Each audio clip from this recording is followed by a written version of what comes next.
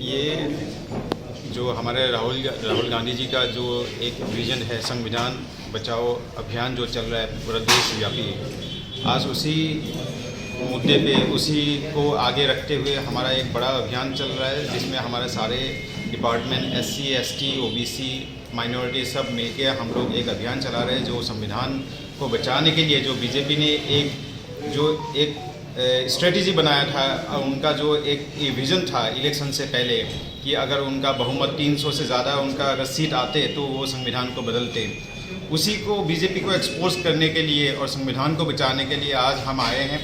हमारे साथ हमारे PCC प्रेसिडेंट, हमारा CWC, हमारे सीनियर लीडर सारे हैं और हमारे सारे डिपार्टमेंट के लोग आए हैं। उनके साथ बैठ के आगामी हमारा जो प्रोग्राम होगा, जो स्ट्रेटेजी होगा, जो संविधान को बचाने के लिए जो एक मुहिम चलाना है, शुरू करना है हमारे त्रिपुरा में, तो उसके लिए हम तहत आज सबसे बातचीत करेंगे, उनकी राय लेंगे और संविधान बचाओ सम्मेलन एक हम बड़े लेवल पे पूरा त्रिपुरा में हम करने वाले हैं। उसके लिए आज उसकी तैयारी की बातचीत होगी।